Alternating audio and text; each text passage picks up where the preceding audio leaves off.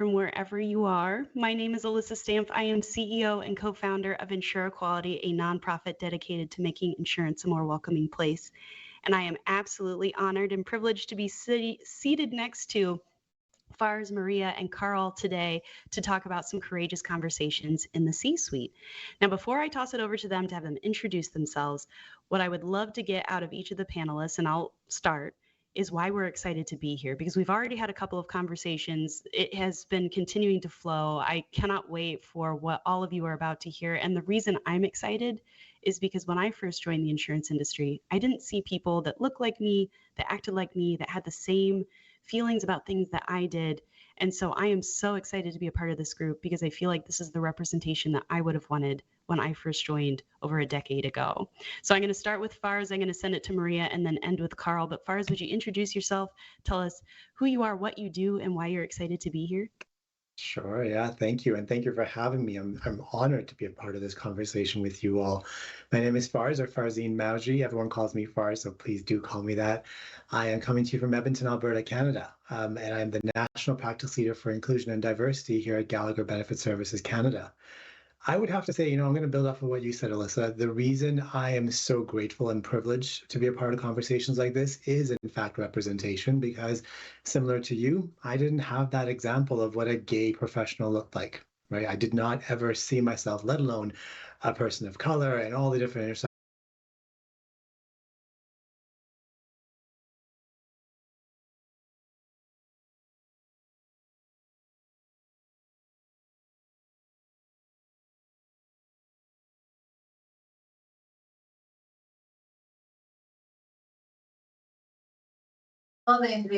Desde Perú, desde las oficinas de uno de los partners globales del evento, Gallagher.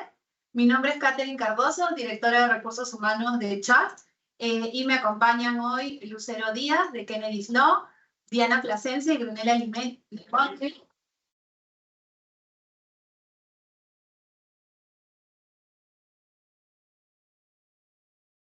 Ok, nos acompañan hoy Brunella Limonti y Diana Plasencia, a quienes tengo el gusto de presentarlas el día de hoy, para contarles un poco de su background antes de empezar con la sesión. Diana es gerente de consultoría de negocios y líder del área de People and Organization en PricewaterhouseCoopers Perú. Tiene más de 15 años de experiencia en áreas de consultoría, capacitación y comunicaciones, enfocada siempre en cultura organizacional y diversidad e inclusión en diversas empresas nacionales y transnacionales de distintos sectores de servicios, tanto profesionales como consumo masivo y educación. Diana, su expertise está en el cierre de brechas de género en los espacios de trabajo, creación de productos y servicios de formación y transformación cultural. Ha tenido la oportunidad de liderar proyectos de diversidad e inclusión en muchas empresas en 7 países y se ha especializado en sectores como minería, energía, consumo masivo, finanzas y telecomunicaciones. Diana es licenciada en Psicología de la Universidad Católica de Perú y hoy nos acompaña para hablar de estos temas que nos llaman a conversar de la salud mental en los entornos de trabajo híbrido. Asimismo está con nosotros Brunella. Brunella es investigadora de vínculo materno para la Pontificia Universidad Católica del Perú y la Universidad de Helsinki. Es coautora del libro Vínculos para la Vida, de Liliana Massa, coordinadora de la ONG peruana La Casa de la Familia y exponente de diversos talleres, foros y webinars a nivel nacional e internacional. Actualmente es especialista de desarrollo clínico en Therapify desde el 2021 hasta la fecha. Bienvenidas Diana y Brunella. Vamos a dar inicio a sus presentaciones, si nos dan un minutito para proyectar y compartir con ustedes lo que nos vienen a comentar.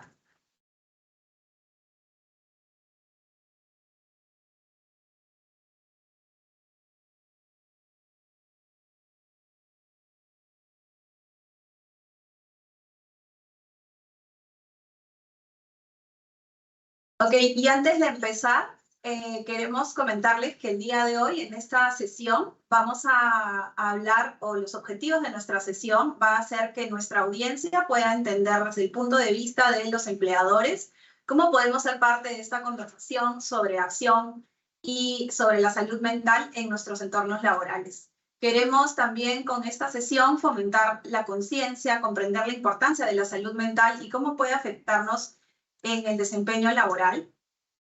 Y me lo regreso. Y asimismo, aprender ya para cada uno como persona, aprender a identificar signos tempranos de estrés en uno mismo y conocer cómo lidiar con este estrés laboral y el famoso burnout.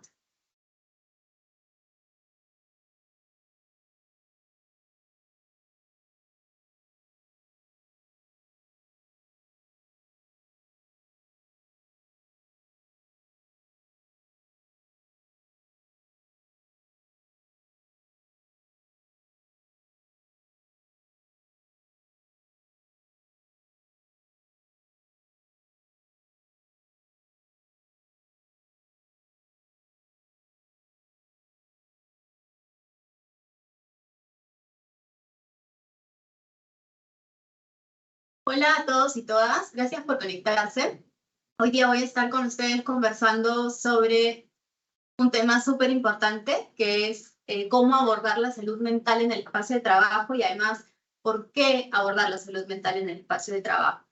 Y para comenzar les propongo pensar un poco en cómo es ese espacio de trabajo, cómo es el espacio de trabajo de cada uno de ustedes, el espacio en donde vamos a trabajar todos los días, en donde pasamos 8 o más horas, 5 o 6 días a la semana, si estamos en un esquema remoto, híbrido, o si estamos en trabajo presencial. Quiero, ahí podemos ir avanzando, por favor.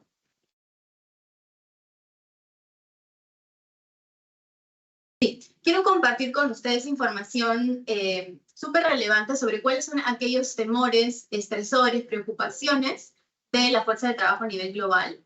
He traído algunas cifras. Esto es un estudio que realizó PwC a nivel global este año y que recoge la voz de cerca de 54.000 personas en 46 países y territorios, incluyendo América Latina, y que nos muestra un poco cuáles son aquellos estresores y temores, ¿no? Preocupaciones. Y con ellos vamos a ir modelando un poco el espacio de trabajo. Imaginémonos ir a trabajar todos los días a un espacio en donde no podemos ser nosotros mismos o nosotras mismas, donde no podemos expresarnos de una manera auténtica, quizás compartir las ideas de manera auténtica, incluso en cómo nos vemos, cómo nos vestimos, cómo nos relacionamos. Sumado a esto, podemos imaginar que el trabajo que hacemos no necesariamente es un trabajo que nos llena, que es gratificante, que esté alineado a nuestro propósito o a lo que queremos hacer. Sumamos un poco más, perdón, regresamos al anterior.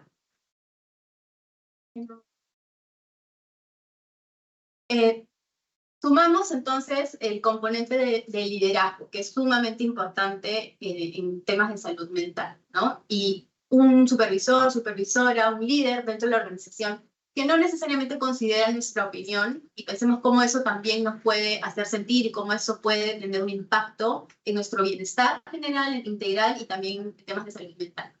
Le sumamos un estresor adicional que hoy se vive de manera muy importante y que tiene que ver con este financiero, ¿no? Con la salud financiera de las personas, de los colaboradores y colaboradoras en nuestra organización.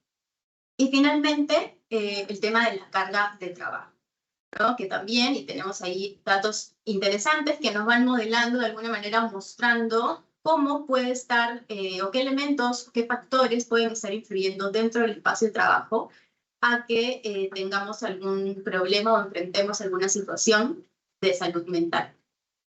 Entonces, avanzamos ahí, por favor. Entonces, ya previo a pandemia, ¿no? Veníamos con números importantes en temas de cuántas personas experimentan problemas de salud mental en algún momento de su vida y eran 1 de cada 4 personas. Y sabemos que esto, pues hay una cifra oculta, digamos, importante, porque las personas con problemas de salud mental no necesariamente van a decir que los tienen o van a hablar sobre ellos de manera abierta. Y las organizaciones hoy ya están identificando o están, digamos, hay un consenso de cuáles son aquellos factores más importantes que han hecho que tengamos que poner la salud mental hoy en el centro de las organizaciones y la gestionemos, ¿no? Que son salir de una pandemia en donde todavía, si bien salimos de pandemia, todavía los esquemas de trabajo se siguen acomodando, las rutinas se siguen acomodando y las personas aún, digamos, están transitando por estas rutinas distintas, están cambiando, ¿no? Sumado a ello, como mencionaba, la crisis del aumento del costo de vida, que es algo que le ha pegado sin duda muy duro a las personas en general y a nuestros colaboradores y colaboradoras. Avanzamos, por favor. ¿Por qué tenemos que gestionar entonces la salud mental dentro de nuestra organización? Primero, porque es lo correcto y porque buscamos generar una cultura de bienestar centrada en las personas, pero también porque esto es no solamente saludable para las personas, sino también para las organizaciones y para la sociedad, ¿no? La ansiedad, la depresión, el burnout son condiciones que afectan a muchísimas personas, a millones de personas alrededor del mundo, y que además representan, ¿no? Digamos, una reducción en términos de productividad importante también para las organizaciones, ¿no? Entonces, cada año se pierden cerca de 12.000 millones de días productivos por depresión, por ansiedad. Y esto, ¿cómo lo podemos graficar o ver, ¿no? Muy probablemente en el presentismo, en estar nosotros en nuestra computadora, frente a nuestra computadora, sin poder concentrarnos, sin poder ser productivos, sin disfrutar el trabajo y obviamente siendo muchísimo menos productivos. Ahí tenemos también un dato sobre la pérdida de productividad de $1 billón para la economía mundial. Y de hecho es un tema poco atendido, ¿no? Menos del 2% del presupuesto sanitario mundial se destina a temas de salud mental. Avanzamos, por favor. Y entonces hay que entender un poco estos factores que influyen en la salud mental para poder gestionarla dentro del espacio de trabajo. Tradicionalmente hemos venido pensando, o digamos el imaginario ha estado alineado hacia que la salud mental está relacionada únicamente a factores biológicos, ¿no? A una enfermedad, a algo genético. Y por lo general lo que tendemos a pensar es que a dividir a las personas, ¿no? En dos grupos, las personas que tienen problemas de salud mental y las que no lo tienen. Las personas que están mal y las personas que están bien. Y lo que tenemos que empezar a hacer es entender la salud mental como algo continuo y algo que todos y todas tenemos. Todas las personas tenemos salud mental. Y en cualquier momento de nuestra vida, por diferentes factores y por interrelacionarnos en diferentes espacios, podemos tener una crisis de salud mental. Entonces necesitamos empezar a verlo mucho más cercano. De hecho, ha habido diferentes agentes socializadores que nos han empezado a mostrar o a dar modelos estereotipados de lo que es una persona que convive con problemas de salud mental, ¿no? Y también reforzando esta idea de que solo es un factor biológico, pero hoy sabemos que la mayoría de problemas de salud en realidad no son causados por un solo factor, sino por una interrelación de varios factores, ¿no? Y aquí están los factores psicosociales también que son o deberían ser recogidos, abordados por las organizaciones. Por ejemplo, un factor psicológico puede estar relacionado a la manera en la que yo he desarrollado mi inteligencia emocional, a la manera en que yo haya podido desarrollar, por ejemplo, resiliencia, o la manera en la que yo me vea y yo me hable y yo me trate, ¿no? Eso es por el lado psicológico. Y por el lado social, y me detengo ahí porque es importante la parte social en términos de cultura de la organización. Si yo tengo algún factor biológico, pero me desarrollo, me desenvuelvo, me relaciono en un ambiente de trabajo tóxico, esto también puede hacer que se dispare un problema de salud mental. Avanzamos, por favor. Entonces, ¿a qué nos estamos enfrentando hoy en el espacio de trabajo? Como había mencionado hace un momento, sí hemos venido tradicionalmente expuestos a figuras o modelos o estereotipos de personas con salud mental que han calado en nuestro imaginario y muchas veces esto hace que generemos emociones negativas que estén asociadas a las personas que están experimentando problemas de salud mental. Existe este estigma que es pensar de manera negativa de una persona con un problema de salud mental y esto está o genera una discriminación, ¿no? Que está relacionada al trato. Y en el espacio de trabajo específicamente hablamos de, por ejemplo, una persona que está excluida de un proceso de reclutamiento, una persona que pierda una oportunidad de ascenso, de crecimiento, o una persona a la que no se le esté, por ejemplo, dando alguna oportunidad para formar parte de algún equipo, liderar un proyecto importante, ¿no? Entonces, sí se limita y sí se frena hoy en día el crecimiento profesional, el desarrollo y el bienestar de las personas que experimentan problemas de salud mental. Ahora, es importante tener en cuenta que sentir estas emociones negativas no nos hace personas malas, ¿no? Sino que en realidad la responsabilidad que tenemos es identificar estas emociones que sentimos y trabajar en ellas, ¿no? para transformarlas. Es natural por lo que hemos venido consumiendo en películas, en medios de comunicación, cómo nos han mostrado, y les invito también a pensar en algún referente que tengan de una persona de salud mental en alguna película o en las noticias. Siempre o por lo general se muestra a una persona como, por ejemplo, peligrosa, ¿no? Y hoy sabemos que realmente las personas con problemas de salud mental terminan o son finalmente las víctimas y no son personas peligrosas, un porcentaje muy bajo. Son personas que puedan ser agresivas o peligrosas. Sin embargo, cuando escuchamos esto, sentimos, ¿no?, una emoción de miedo, de desconocimiento, desmesurada, ¿no?, que nos hace probablemente discriminar o reforzar este estigma. Otra emoción que sentimos o que podemos sentir es irritación si trabajamos con una persona que tiene un diagnóstico o que nos ha contado que tiene un problema de salud mental, tender a pensar que no va a poder ser una persona productiva, o que va a haber algunas fallas en su trabajo, o que va a impactar de manera negativa en mi trabajo también. Y esto proviene de un profundo desconocimiento, porque las personas con problemas de salud mental, bien guiadas, con un liderazgo sensibilizado, entrenado, dentro de una organización que promueve el tema de salud mental, puede llegar a ser definitivamente igual o más productiva que cualquier persona, ¿no?, que cualquier persona que no tiene un problema de salud mental. Otra emoción negativa asociada puede ser la sospecha, ¿no? Y esto está relacionado a que si alguien en nuestro entorno de trabajo, en nuestro equipo cercano, nos dice que, por ejemplo, está experimentando ansiedad o burnout, ¿no?, podríamos tender a pensar que lo está diciendo para ganar un beneficio. Por ejemplo, que le bajen la carga de trabajo o tenga algún beneficio adicional que el resto del equipo no tiene. Y lo cierto es que esta persona en realidad, en la mayoría de los casos, está siendo bastante valiente para poder decirlo, ¿no? Porque pues, por el estigma y por la discriminación que sabemos que en mayor medida experimenta. Es totalmente normal sentir inseguridad, porque no hemos venido hablando como deberíamos del tema ni capacitándonos dentro de las empresas.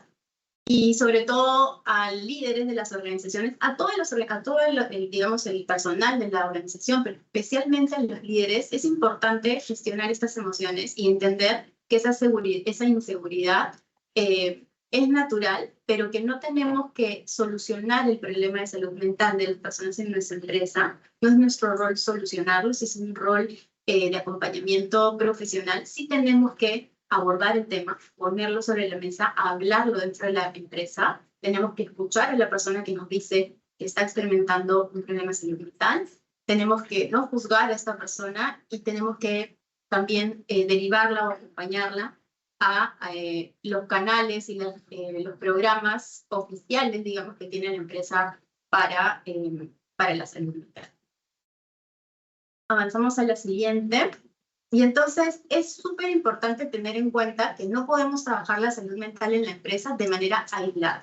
Tenemos que verla como, tenemos que tener un enfoque holístico, ¿no? Y algo que trabajamos mucho nosotros es enmarcar el bienestar integral de las personas de manera conectada en 6 dimensiones. Entonces, la dimensión mental, que es la tercera dimensión de este modelo, está totalmente alineada a la dimensión emocional, a la física, a la financiera, a la de carrera, que es la de crecimiento profesional, la de esta sensación de progreso, y la social, ¿no? Entonces, no podemos tener solo iniciativas que apunten a una de estas dimensiones. Tenemos que interrelacionar nuestros programas de manera que estemos pegándole a todas ellas o a la mayoría de ellas en igual medida, porque estamos hablando de un cambio cultural, ¿no?, hacia una cultura del bienestar y una cultura que promueva la salud mental. Seguimos avanzando. Y entonces, ¿cómo podemos ir avanzando en este nivel de madurez, digamos, dentro de las organizaciones para gestionar la salud mental.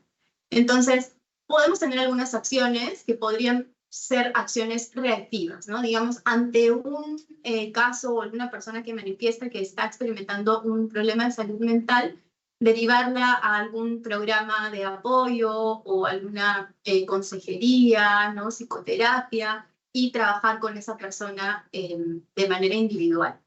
Pero también podemos tener acciones proactivas, acciones que trabajemos de manera sostenida durante todo el año, ¿no? Y que midamos estas acciones y que las programemos, que generemos planes y recursos responsables para que esto continúe de manera sostenida.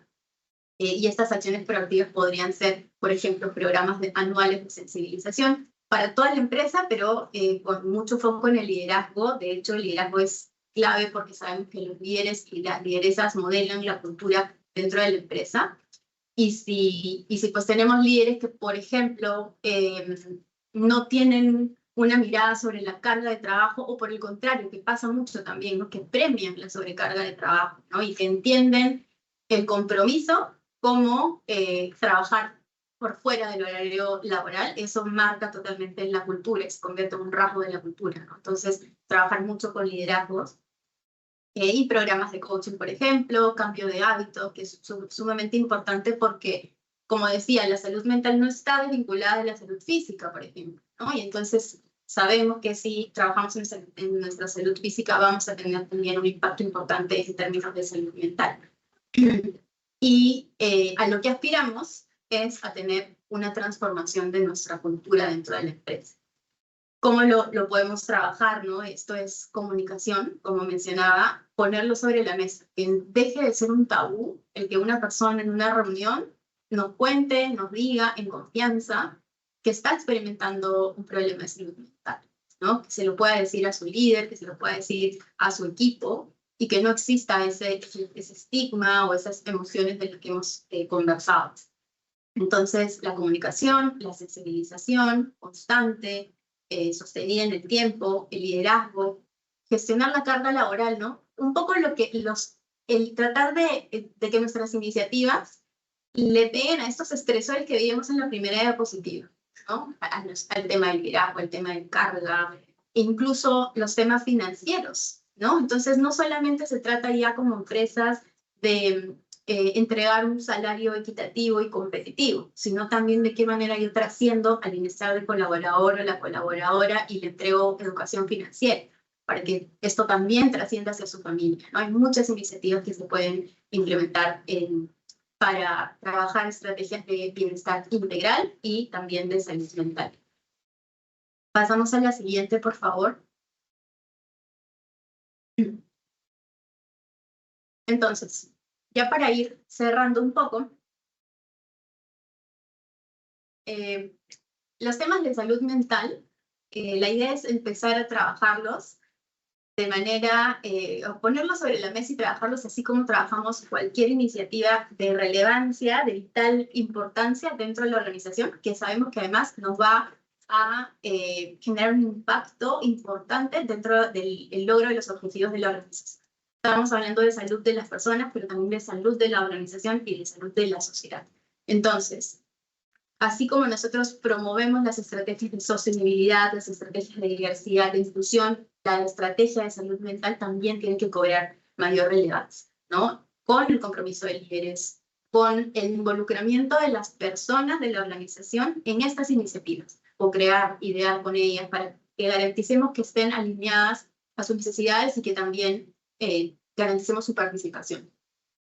Desarrollar políticas, ¿no? De base, que esto no sea una iniciativa aislada de un momento, sino que esto sea una política organizacional, políticas de bienestar que especifiquen y que hablen de salud mental explícitamente, ¿no? Dentro de la política.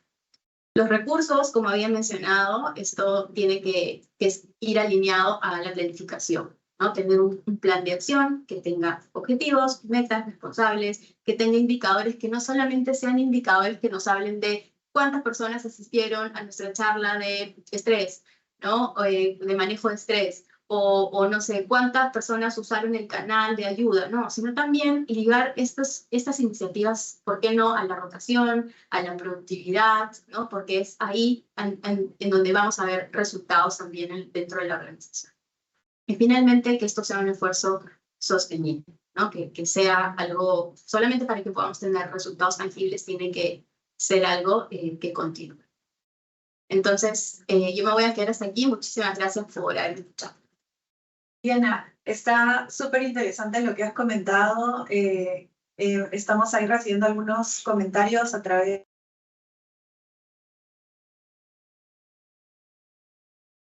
de...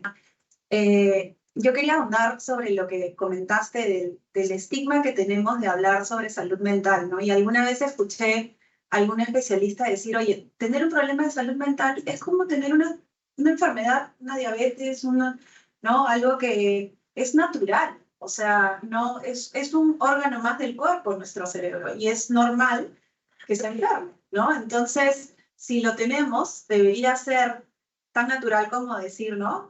Oye, sufro de hipertensión, sufro de diabetes, también estoy sufriendo un tema de salud mental, ¿no? Entonces, lo que tú dices que es importante, ¿no? Empezar por ahí, por desestigmatizar el tema y hablar un poco más de eso, ¿no? Y las experiencias de éxito que hemos tenido, porque hay mucha gente que por ahí empieza una terapia, una medicación y logra salir de su cuadro o logra al menos tener las estrategias para manejarlo, que comparten también sus experiencias de éxito, ¿no? Eso sería súper importante en nuestras organizaciones también promover, hablar del tema, ¿no?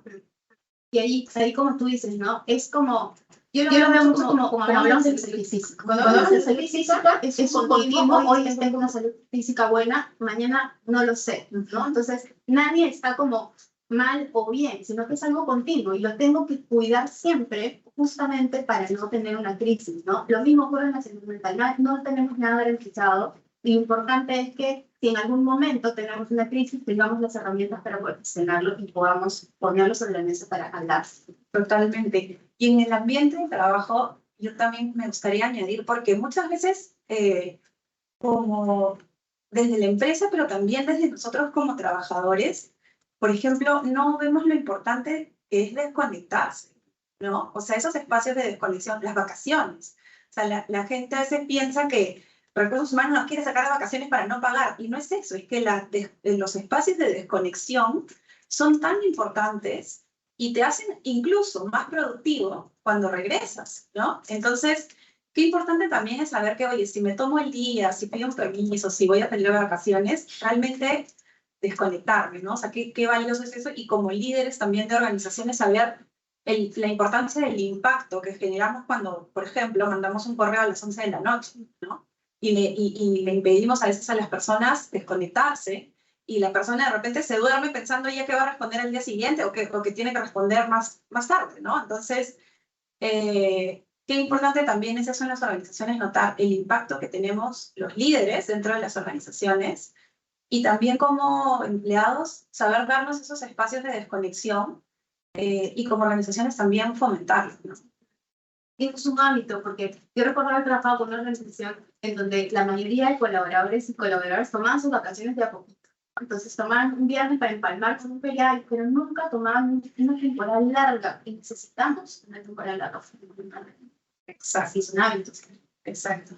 Muchas gracias, Diana. Entonces, Diana nos ha comentado un poquito como de la parte de la organización y cómo podemos desde las organizaciones trabajar los temas de salud mental. Y ahora pasamos con Brunella, que nos va a hablar un poquito a cada uno de nosotros, ¿no? Más a uno mismo, a la persona, cómo podemos hacer para prevenir los temas de salud mental cada uno de nosotros. Adelante. Excelente, muchísimas gracias. Me presento una vez más, soy Brunella Limonchi, yo soy psicóloga clínica.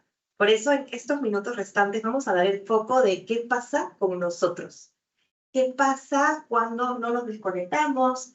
¿Qué pasa cuando nos cuesta hablar de nuestra salud mental? Nos cuesta darnos espacios de autocuidado. Y ahí hablamos de estrés laboral y prevención del burnout. Diana nos comentó cifras muy interesantes de qué pasa con nuestra salud mental.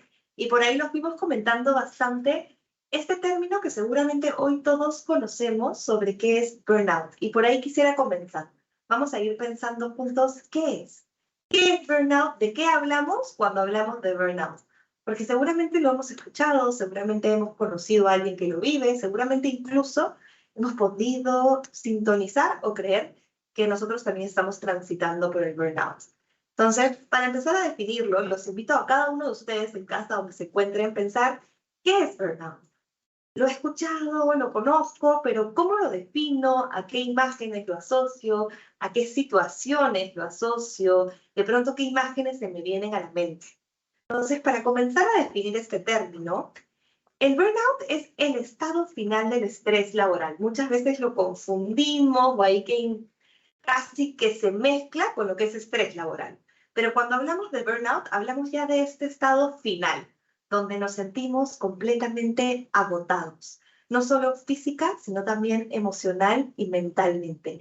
Ya hemos atravesado tanto estrés laboral constante, tanto estrés uno tras otro, que ya nuestro cuerpo, nuestra mente, nuestra emoción se siente agotada. Es este estado final del estrés. ¿Cuándo sucede? Cuando hemos experimentado tanto estrés constante, situaciones de estrés que se enfrentan una tras otra y es tan persistente que no tenemos este espacio para que el cuerpo pueda recuperarse y en ese momento ya colapsa. Cuando pienso en burnout, me encanta esta imagen de cuando dejamos prendida la licuadora o la batidora que en algún momento deja de funcionar porque colapsa. Lo mismo pasa con nosotros mismos. Qué importante es el hincapié que nos comentaban de las vacaciones, el tiempo de desconexión y todos esos espacios que nos podemos regalar a nosotros mismos, porque si no, ahí estamos en riesgo de llegar a este estado de burnout. Ayudas con la siguiente, por favor. Para hablar de burnout y para conocer un poquito más de este término, primero es importante hablar del estrés. Y estrés que cada uno de nosotros y todos los aquí presentes atravesamos. Sin lugar a dudas, todos a lo largo de nuestro día, en los diferentes aspectos de nuestra vida, atravesamos situaciones estresantes.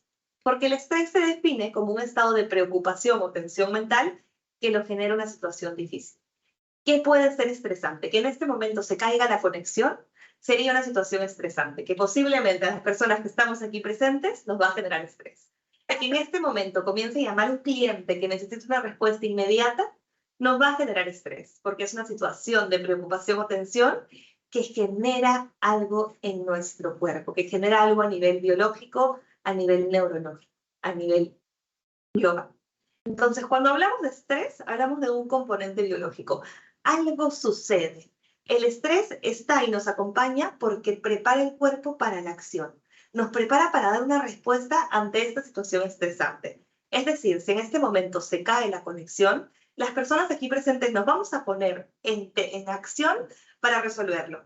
Sea pedir ayuda, sea buscar una conexión alterna, sea buscar la ayuda de un celular, pero nos prepara para responder ante esta situación difícil que se presentó. Y además estimula nuestro organismo, nos genera a nivel biológico, fisiológico, una respuesta.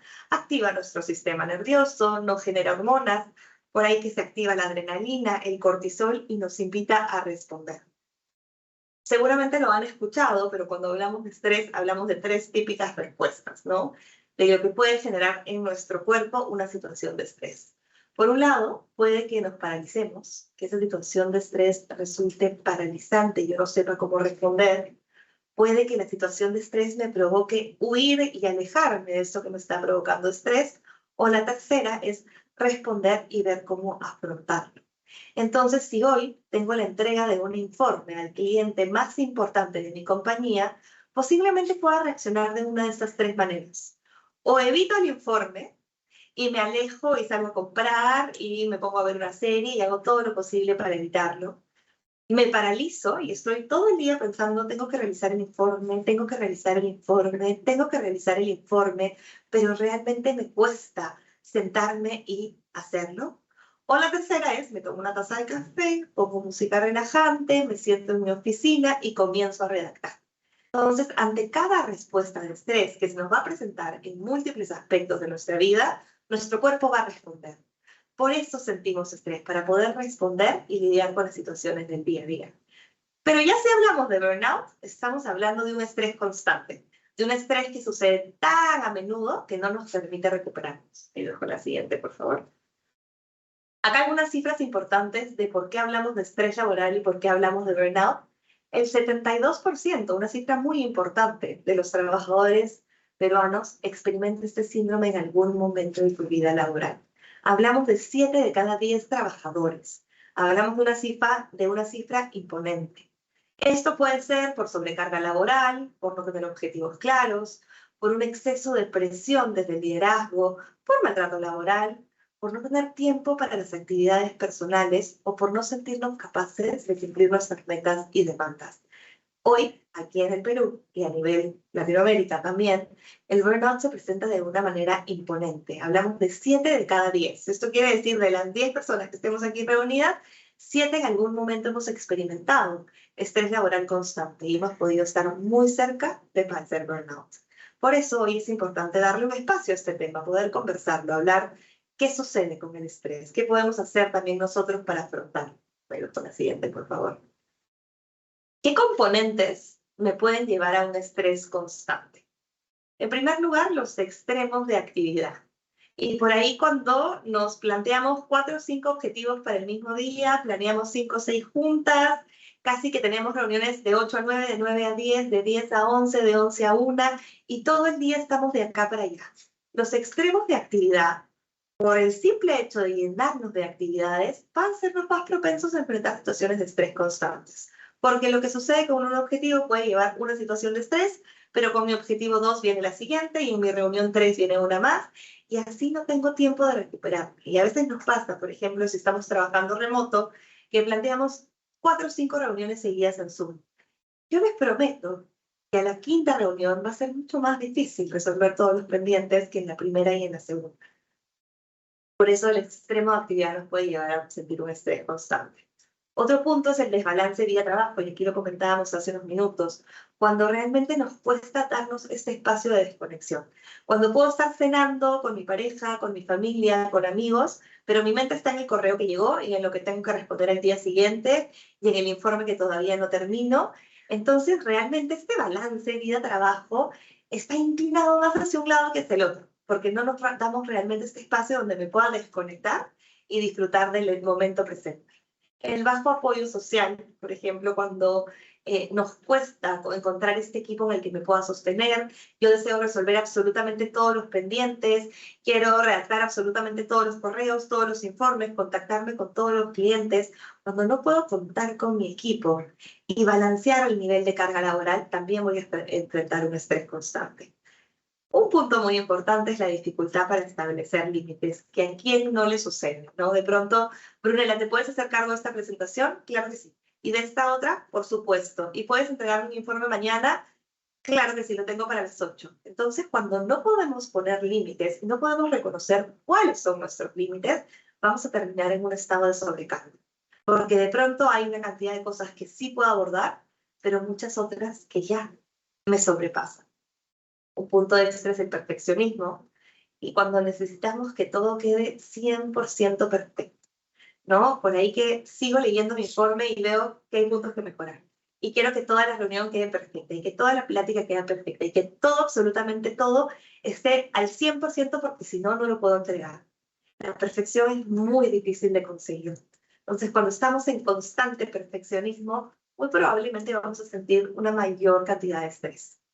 Las expectativas poco claras, como otro punto importante, cuando no sé cuál es mi objetivo, cuando no sé qué se espera de mí, posiblemente me sienta más estresado porque no sé qué es lo que necesito lograr. Otro punto es la necesidad de control, cuando quiero tener absolutamente control de todo lo que sucede en mi equipo y en mi oficina.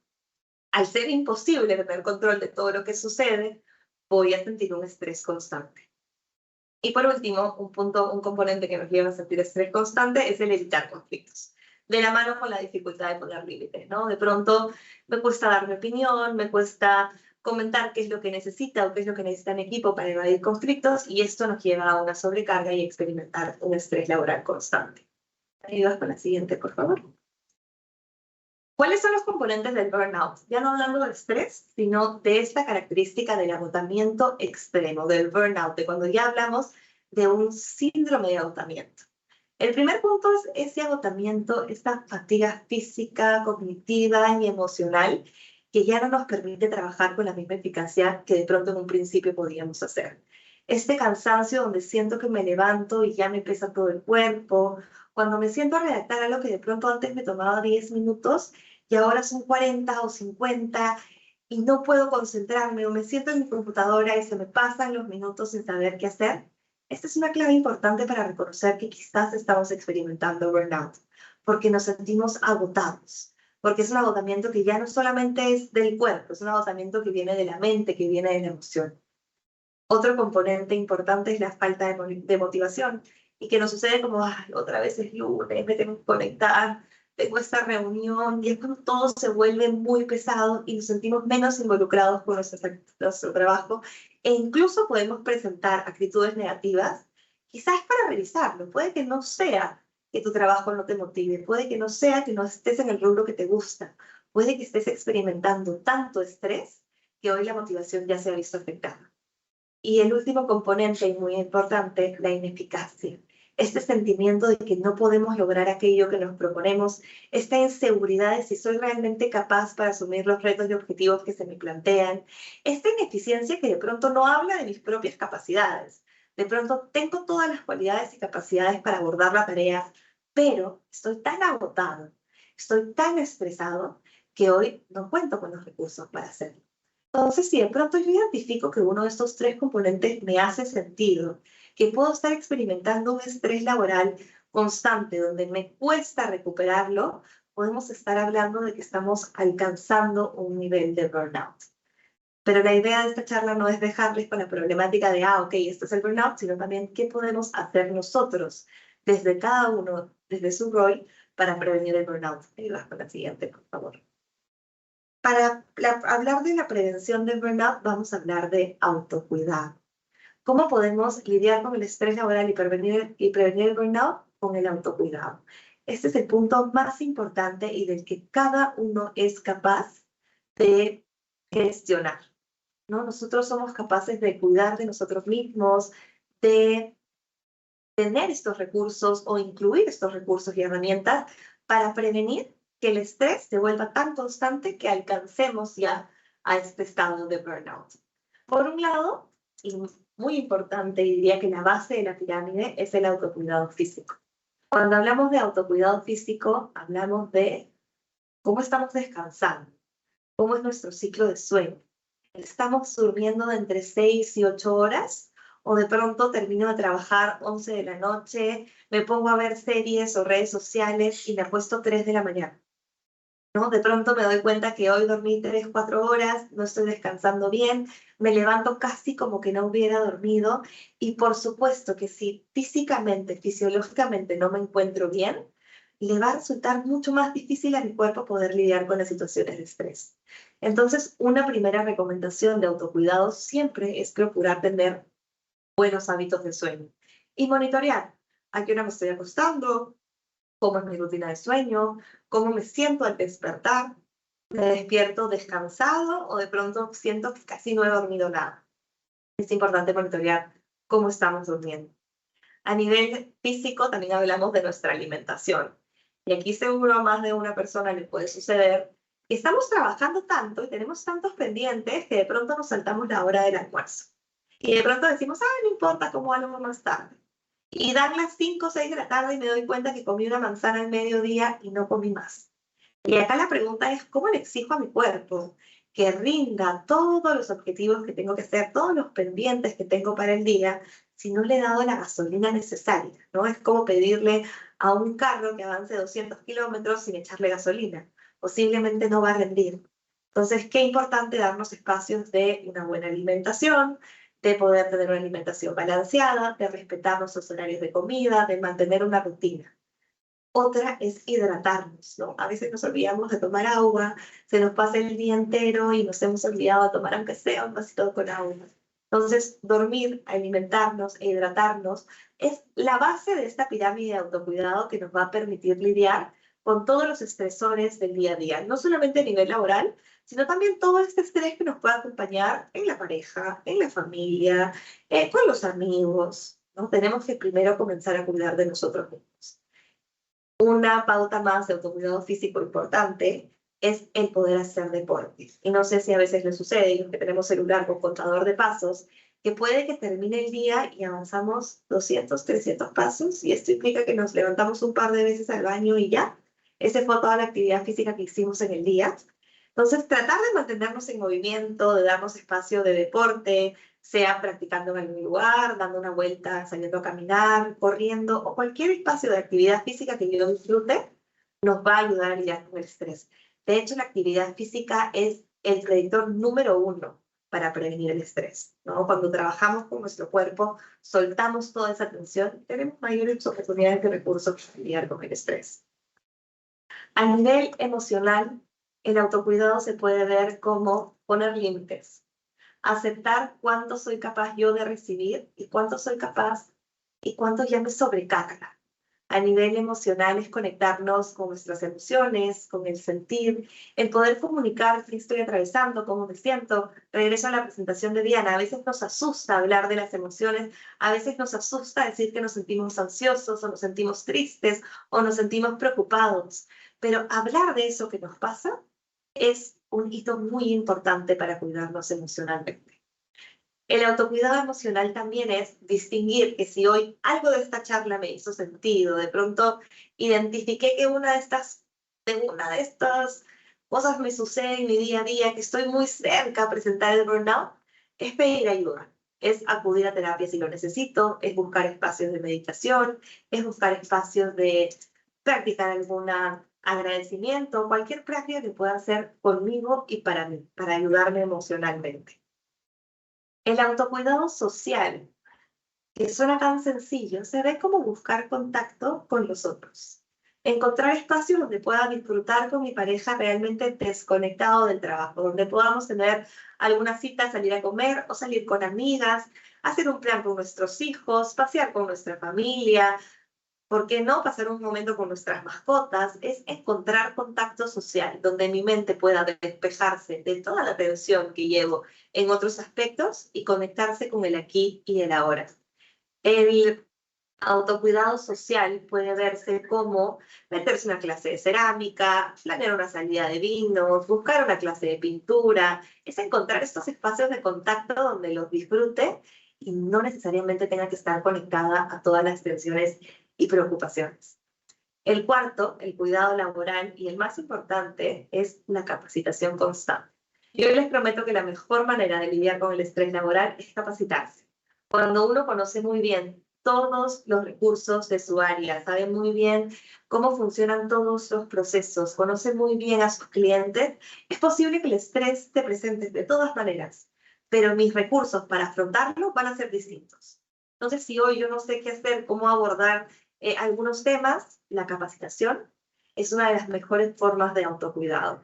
El aprendizaje constante. Si por ahí me estresa todo el tiempo lidiar con los clientes que me llaman y me exigen una capacitación de atención al cliente, les prometo que esos recursos nos van a poder ayudar a lidiar con todo el estrés que se va a seguir presentando. Y el quinto es el autocuidado espiritual, independientemente de si cada uno tiene una religión o no, es conectarse con sus creencias, sus valores. ¿Qué es eso que creo yo? ¿Qué es eso que necesito yo? Puede ser la conexión con la naturaleza. Si practico una religión, la conexión con mi espiritualidad, con mi fe. Puede ser la conexión con la energía. Puede ser la conexión con mis pensamientos. Mi espiritualidad se puede ver de diferentes maneras, pero es regalarnos ese espacio de nosotros para nosotros.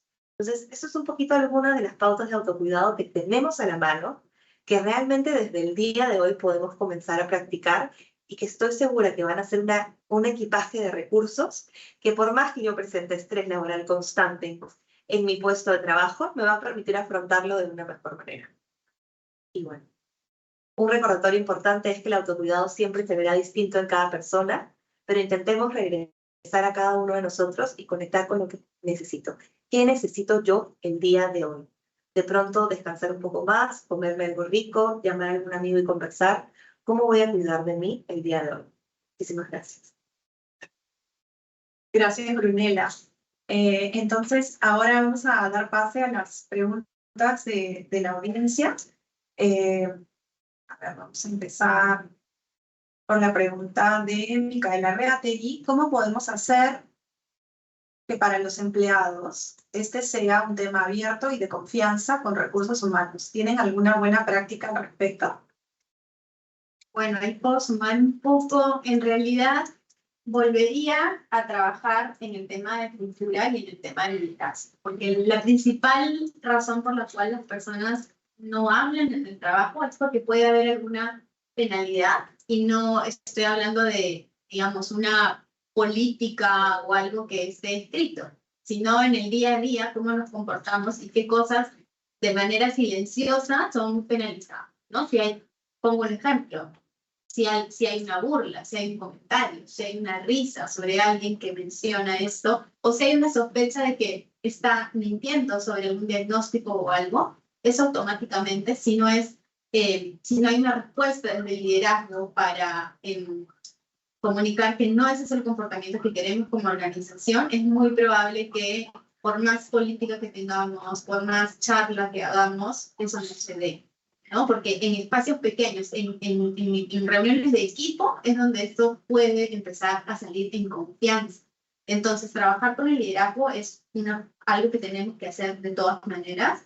Y también la comunicación, porque muchas veces las personas se pasan muchísimo en las organizaciones y no hay conocimiento de aquellos recursos que la empresa da, ¿no? Entonces, sí, sé que hay un canal, no sé más, no sé qué canal, cuál es, ni si para qué tipo de problemática que atiende. Entonces, se establece la política o la iniciativa, pero no se comunica al personal, ¿no? Entonces, es importante la comunicación y el trabajo con líderes. Súper. Gracias, Diana. Tenemos otra pregunta. ¿Y qué recomiendan para empezar a contrarrestar el burnout? Justo empezar a poner en práctica el autocuidado, uno tiene que comenzar por sí mismo, ¿no? Vamos a empezar todas estas pautas que conversábamos desde el autocuidado físico, emocional, social, intelectual, espiritual. Son pequeñas acciones que yo puedo comenzar a poner en casa, a poner en práctica desde hoy. A nivel laboral, también es importante que desde la compañía se empiece a fomentar estos espacios, se empiece a fomentar el autocuidado, se empiecen a fomentar espacios como este donde hablamos de la importancia de cuidar de uno mismo. Entonces, para erradicar el burnout, no vamos a erradicar el estrés. Imposible, el estrés va a aparecer, es necesario, va a estar ahí. Pero podemos poner una mochila de herramientas en nosotros que nos permita lidiar con él de una manera diferente. Que ya no nos sobrecargue y nos sobrepase de manera no saludable, sino que podamos decir, ok, hay estrés, por ejemplo, en puestos de atención al cliente, el estrés es constante, ¿no? Llega un problema, llega otro y lo vamos a tener que resolver siempre. En personas que trabajamos con personas, el estrés va a ser constante. ¿Qué puedo hacer yo para afrontarlo? Tener muchas herramientas de autocuidado y de autocuidado que se puede ver de distintas maneras. Gracias, Gloria.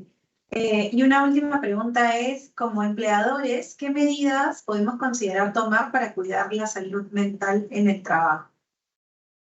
Sí, bueno, ahí volvería un poco a lo que mencionamos dentro de la presentación en la transformación cultural, ¿no? Porque hablamos de iniciativas reactivas, hablamos de iniciativas proactivas, que son las que podemos tener continuidad, digamos, programas durante el año, pero luego la parte de transformación cultural, en donde trabajamos comunicación, donde trabajamos, por ejemplo, en la gestión de la carga de trabajo, donde trabajamos en sensibilización a líderes, ¿no?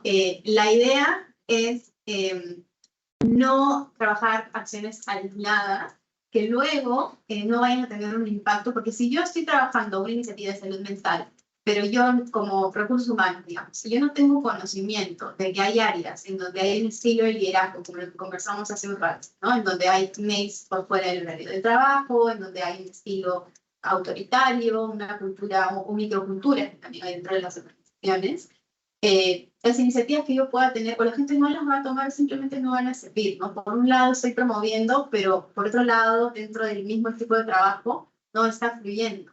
Entonces, la idea es conectar estas iniciativas, ¿no? Desde este liderazgo, esta comunicación, sobre todo la gestión de carga, que hoy, entre otras iniciativas, hoy es importante por el tema del trabajo remoto híbrido, dentro de donde nos encontramos muchas de las organizaciones. Entonces, específicamente ese punto, y de hecho ahí cuando mencionábamos los datos iniciales del estudio sobre las personas que no sentían que podían ser ellas mismas, ¿no? Este número es mucho más alto cuando hablamos de personas que trabajan en el esquema híbrido. Entonces, es importante darnos cuenta que, por un lado, damos autonomía a las personas y decimos, estoy dando un beneficio de trabajo híbrido, sin embargo, no estoy gestionando la carga. Entonces, está siendo contraproducente al final. De acuerdo. Súper. Muchas gracias, Diana. Ahí tenemos una pregunta también, pero más técnica, y es si la sesión va a estar grabada. Yo entiendo que sí, pero luego para las personas que se registraron vamos a tener la grabación disponible seguramente a través de la página de Diving, ¿no? Pero ahí les vamos contando, y creo que esas son todas las preguntas que tenemos por el momento. Con esto creo que podemos ir cerrando la sesión agradeciendo inmensamente a Diana y a Brunella por acompañarnos hoy, y también a todas las personas del comité organizador de Diving en Perú, a través de las empresas que hemos unido esfuerzos para darnos este espacio y hablar de temas tan importantes como la diversidad y la inclusión en nuestros ambientes de trabajo. Así que gracias a todos los que han participado en la organización. Y nos veremos seguramente el próximo año para una nueva edición de Diving. Nos despedimos y muchas gracias también a las personas que se han conectado de nuestras organizaciones y de otras industrias que sabemos que también generó interés en muchas otras personas. Así que gracias a todos y nos despedimos.